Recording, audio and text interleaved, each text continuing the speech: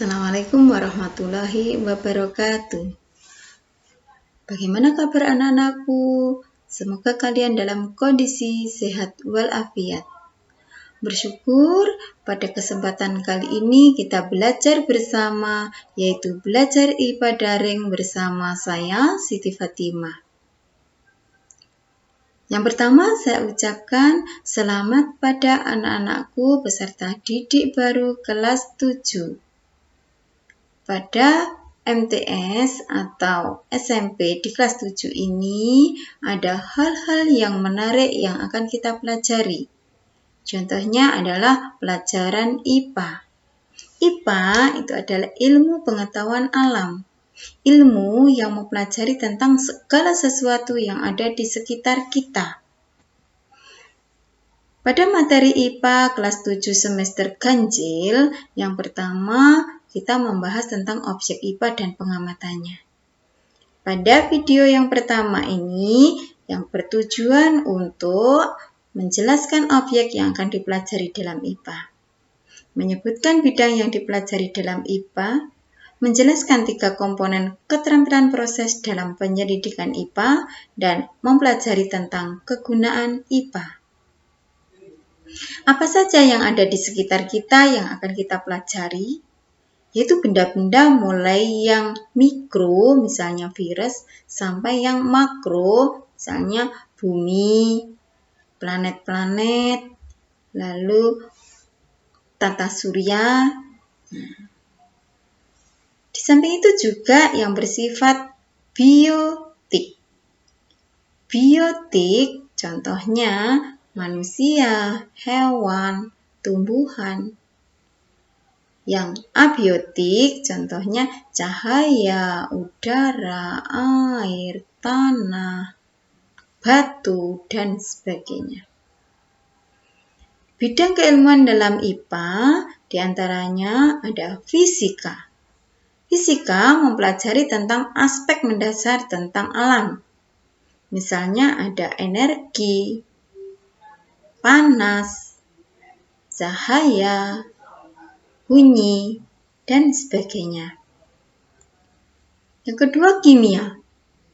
Meliputi penyelidikan tentang penyusun dan perubahan zat. Yang ketiga, biologi. Mempelajari tentang sistem kehidupan. Yang keempat, ilmu bumi dan antariksa. Mempelajari asal mula bumi, perkembangan dan keadaan saat ini, bintang-bintang, planet-planet, dan berbagai benda langit lainnya. Lalu bagaimana cara mempelajari lingkungan sekitar? Yaitu melalui penyelidikan IPA. Adapun langkah-langkahnya, yang pertama, melakukan pengamatan, yaitu menggunakan panca indera, termasuk melakukan pengukuran dengan alat ukur yang sesuai. Yang kedua, membuat inferensi, merumuskan penjelasan berdasarkan pengamatan. Misal, ini Ahmad mengukur tinggi badannya, hasilnya 150 cm. Tinggi jerapah 200 cm. Maka bisa dirumuskan, jerapah lebih tinggi dari Rahmat. Yang ketiga, mengkomunikasikan. Mengkomunikasikan bisa dalam 2 bentuk. Yang pertama, tertulis. Kalau tertulis, bisa kalian tulis dalam tabel, dalam bentuk grafik, diagram. Yang kedua adalah secara lisan, yaitu bisa dipresentasikan. Lalu apa manfaatnya kita belajar IPA?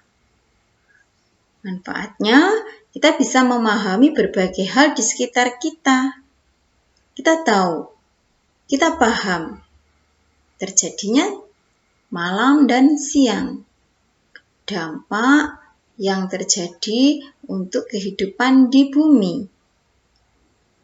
Yang kedua, meningkatkan kualitas hidup. Bagaimana meningkatkan kualitas hidup kita agar lebih sehat? Maka kita menciptakan lingkungan yang bersih. Bisa juga untuk menyelesaikan masalah. Misalnya bagaimana mengatasi banjir, maka melakukan reboisasi. Bisa juga manfaat belajar IPA yaitu berpikir logis dan sistematis. Contohnya pada kondisi seperti ini, pandemi COVID-19, kita tidak bisa bertatap muka secara langsung dalam pembelajaran. Lalu kita berpikir, bagaimana agar pembelajaran tetap berjalan dengan lancar? Maka pembelajaran melalui online atau daring.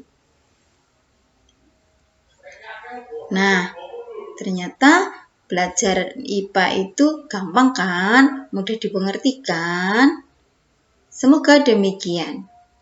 Maka sebagai tolak ukur, apakah materi yang Bu Fat berikan tadi mudah dimengerti? Sebagai evaluasi, coba kerjakan soal berikut di rumah kalian. Yang pertama, ada seorang ilmuwan sedang tekun di laboratorium. Dia menyelidiki suatu zat dengan tujuan ingin mengetahui zat tersebut. Bidang apakah yang ditekuni ilmuwan tersebut?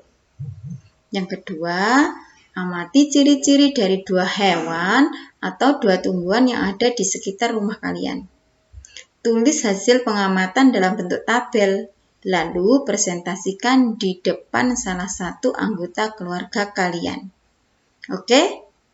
Nah, demikianlah paparan materi pada video yang pertama ini. Semoga bermanfaat dan terima kasih. Wassalamualaikum warahmatullahi wabarakatuh.